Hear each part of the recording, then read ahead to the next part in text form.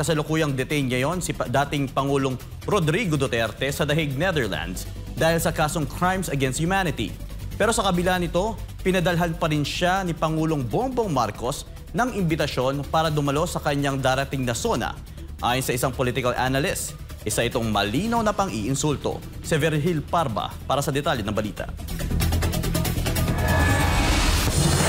Isang anyo ng pang-iinsulto kung ituturing ang ginawang pag-iimbita ng kasalukuyang administrasyon kay dating Pangulong Rodrigo Duterte. Sa eksklusibong panayam kay Professor Malu Tiquia sa SMNI Radio, sinabi niyang alam naman daw ni Pangulong Ferdinand Marcos Jr. kung nasaan ang dating Pangulo, kaya't hindi na dapat ito padalhan ng imbitasyon. Hindi ba yan pang-iinsulto? Aba, ikaw ang nagpadala kay PRRD sa The Hague, padadalhan mo ng imbitasyon? Aywan ko kung aabot yan sa The Hague.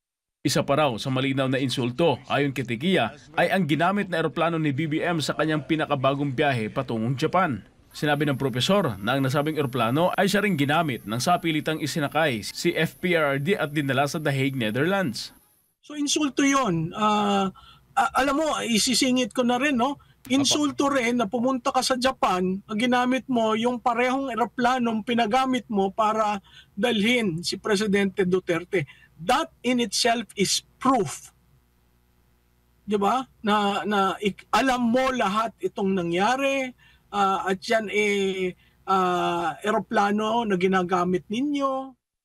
Ngayong Hulyo 28 ay nakatakdang magsalita si Pangulong Bongbong Marcos sa Sambayanan sa kanyang ika-4 na State of the Nation Address o SONA. At nang tanungin si Tiquia kung ano ang inaasahan niya sa SONA ng Pangulo, ito ang kanyang naging sagot. Wala pa kahirap tingnan kung ano yung magiging laman dahil 3 years kang walang linalaman, no? Ito si Virgil Parba, ang inyong citizen correspondent, nagulat para sa Diyos at sa Pilipinas nating mahal.